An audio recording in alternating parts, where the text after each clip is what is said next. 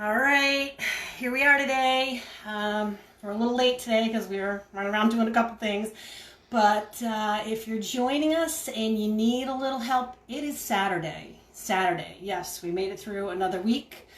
Looks like we'll have a few more ahead of us, but let's put that one behind us and be happy that it's over with.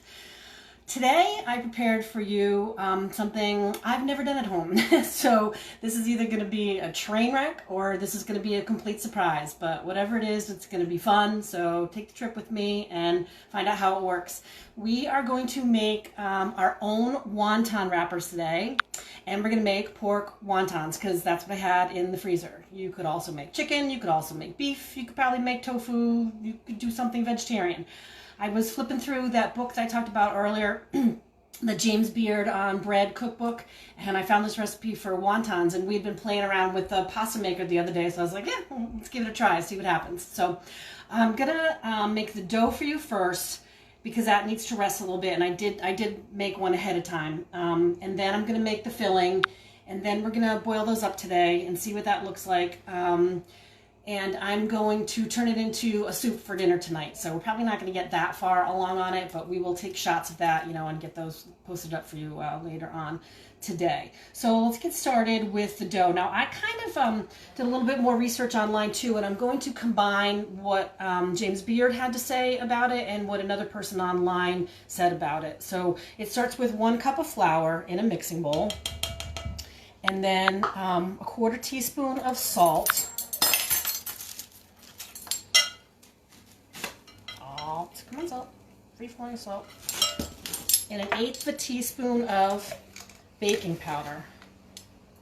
All right, you mix that up with a fork, and you're going to make a well in the middle, kind of like if you're making pasta dough. So you make this well in here. And then I've taken this egg, and I've beaten it up with a little bit of water, and that goes in the middle. And we're going to work the flour from the sides of the well into our egg until this is going to incorporate into a dough. I would be doing this with my hands, but I can't wash them in between. So you're going to mix this around, make sure you get it all incorporated. And if it seems a little dry, and you're going to have a better feel for this when you do it by hand than I do right now, you could add a little bit of ice water. It's just tap water with ice cubes in it to make it come together to form a ball. So it's not supposed to be sticky and wet. It should feel like, a basic dough. Not there yet. All right. And then you're going to put it on the counter, and you're going to knead it to develop the elasticity in it. So I'll go ahead and demonstrate that again. I've done that too many times this week. So kneading, you use the heel of your palm and you pull the outer edge to the middle and press away, okay? And you're doing this to develop the elasticity of the dough. And it's gonna go from being kind of this lumpy oatmeal feeling to this smooth ball of dough that we're later gonna put through the pasta sheeter, and that's going to be where this either goes great or it turns into a train wreck. But don't worry, I have my handy dandy rolling pin here, so if I can't make it work with the KitchenAid, then I will go to plan B. All right, so you're going to knead that up, and then you're going to keep it underneath a damp cloth. Here's the one that I did earlier. Here's the one that I did just now. Just keep it underneath a damp cloth so that it doesn't dry out, and we're going to use that cloth again later too when we split the dough. But I'm going to move over here to the Cuisinart because we're going to talk about how we're going to make the filling for the wontons.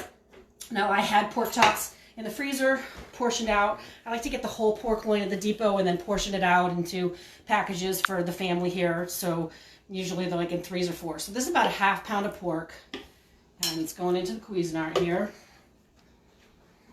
Away from me.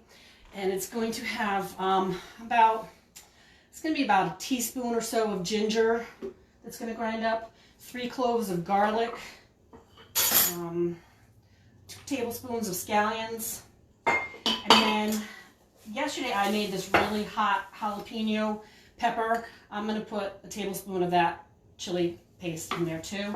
And then it calls for soy sauce. I don't have soy sauce. I have this Chinese marinade. I think the whole point is to be the salt. So a couple tablespoons of that.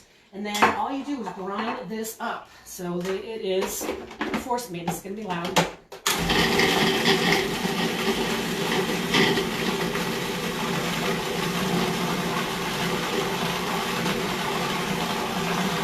Alrighty, let's see what that looks like.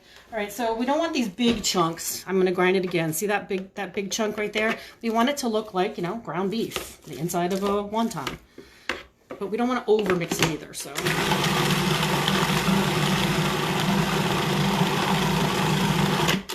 We want this to be a little bit dry too, because I think that looks pretty good. Now, this we're not going to taste. I don't eat raw meat.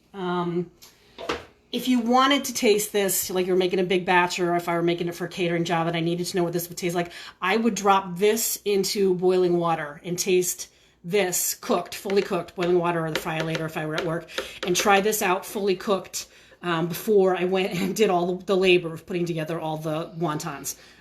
So I'm not going to do that. I'm just going to trust that I know what I'm doing. But you could do that. You could drop it in water and try it out. All right, now here comes the answer to the million-dollar question. Can I make a wonton? I'm just going to use a little bit of cornstarch this time, because it called for cornstarch in the dough mixer. And put a little in here too.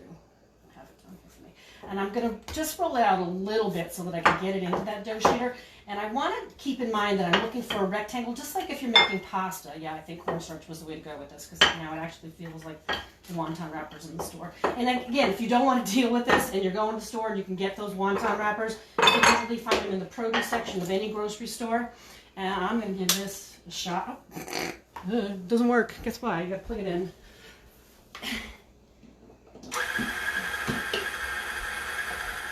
Alright. So this is just a regular pasta sheeter. Go through one time. I'm going to cut this in half because I don't have an extra pair of hands to help me feed this. And then you go down a level.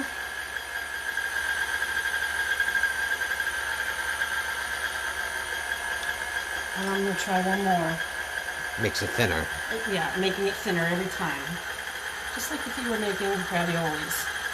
Right, that feels right to me. So this piece, I'm going to put to the side. And I'm going to keep a cloth on it so it doesn't dry out until I'm ready to go. Now I'm going to back up to the thickest for the second piece and feed that through. Drop it down.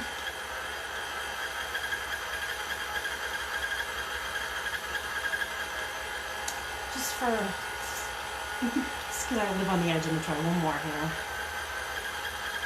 Alright. That's pretty thin. Okay, so I'm going to drop that on the paper. Let's kill that noise. Get this out of my way. And again, if you didn't have that, you could just do all your rolling by rolling pin. That would certainly work. All right, now we need to get these cut into the shape that you would see in the grocery store, the squares. You could either do it with a knife, just like this, and eyeball it.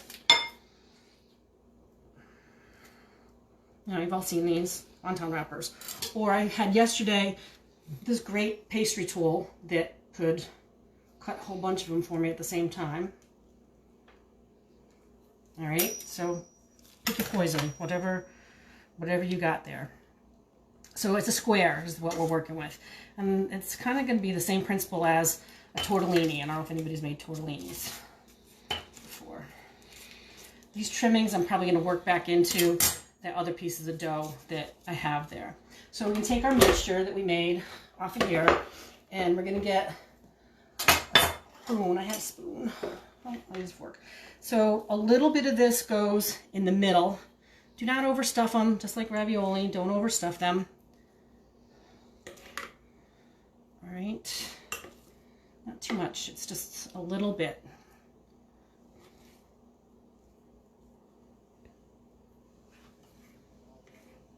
Okay.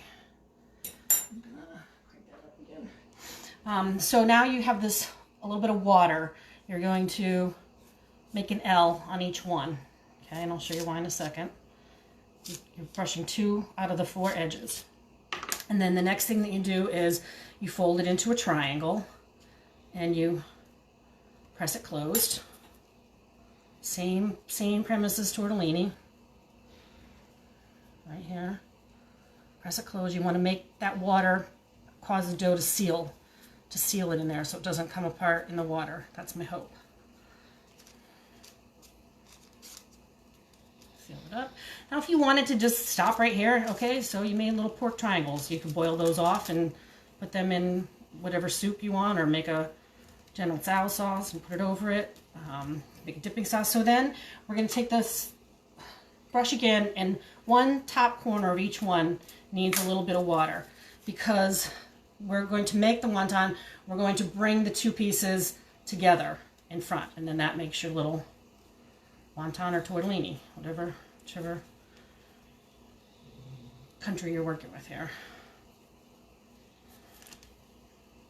So just bring the 2 pieces together. Now you could deep fry these. I'm choosing to boil them. I don't like deep frying at home. If I were in a restaurant with a professional fryer, I would do that. I don't have a tabletop fryer. It just makes a mess, and it's hard to control the temperature, and it's not as good for you anyway. Okay, so those are going to be the wontons that we're going to drop in the boiling water.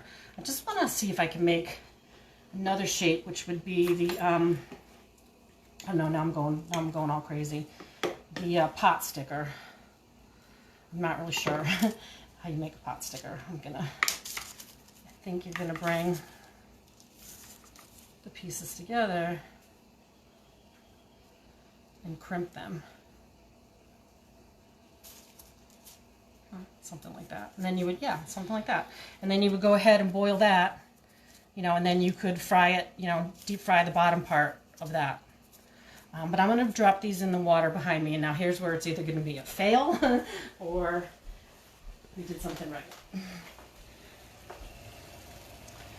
And then when I read in this James Beard cookbook, if you have an opportunity to get this cookbook and read it, you should read the part about how they say to actually cook these, which I'm not going to do that because it's crazy, but they say that they put them in boiling water, then they pour ice in it, and then let it come back up to a boil. Oh, sorry. Let it come back up to a boil, then pour ice in it again, and then let it come back up to a boil again and finish cooking, you know, at that temperature, which is... I'm sure there's a reason for it, but if you read that in the book, it's pretty interesting. So these guys are going along. You know, you want the dough to cook. I'm not sure about the time when we put this whole thing up. I will put exactly how much time I'm spending on this, and then later I'm going to take this stock that is in the back here. This was like the onion and chicken stock and vegetable stock, and I'm going to add some more vegetables and some hot pepper oil and some sesame oil. I had some kale out in the garden that I'm going to throw into that. I have some scallions that I'm going to add to that. And then we're going to go ahead and, I think I have some leftover like chicken and pork in there. I'm going to mix all that up into a soup and do some kind of wonton soup for us tonight. And then I might pan fry some of these too, just to go back and make the other ones into pot stickers and pan fry them. So I could tell they're not cooked because they're not like translucent yet, but you're also keep in mind that not only are you cooking the dough, but that's raw pork in there, so we have to boil this long enough that the internal temperature of this, which I'm not going to take, but we want to cook that raw pork inside there, and it'll get more cooking when I put it into the hot soup tonight. And then if you were going to deep fry these, I think you would parboil them like this first, and then you would dry them, let them stand and dry, and then drop them into a fryer later to get that crispy wonton. I mean, maybe the kids will do that later, but I don't want to fry on live Facebook. All right, I don't know how fun this is watching these cook, but I could take one out and see how it looks. Just put one on the stand. Get a knife.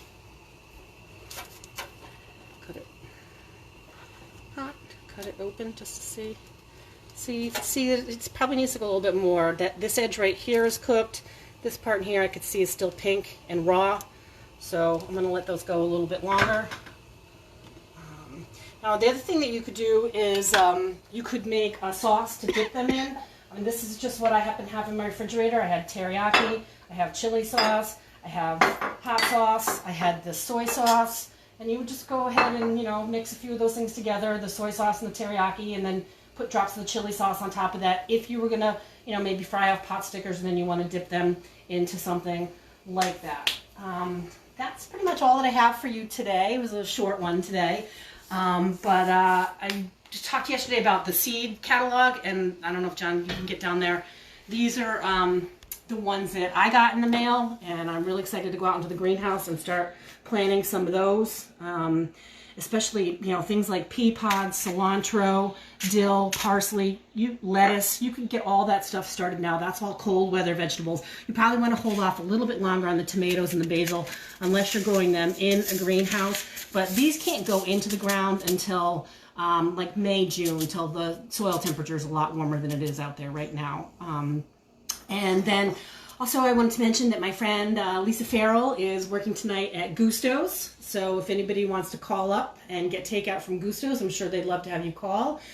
When we asked Lisa today what she was going to be doing there tonight because she's a server, her answer was, I'm going to do whatever they tell me to do. And I think that's the spirit of what we need to be championing right now. You know, we need to do whatever we can do and whatever people tell us to do. It's not the time for the selfie, and it's the time to come together and find a way to get through this next month or so. I want to thank everybody for joining us today. We have a couple suggestions for next week. I know we're going to be doing meatloaf. I think tomorrow we're going to be doing a black bean chicken chili over sweet potatoes.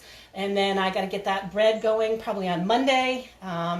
So maybe Tuesday we'll have meatloaf and leftover sourdough bread. And let's take a look one more time at these wontons that are cooking away here. And we'll take them out. And we'll go ahead, put this up later tonight so we can show you how our pork wonton soup came out. Thanks.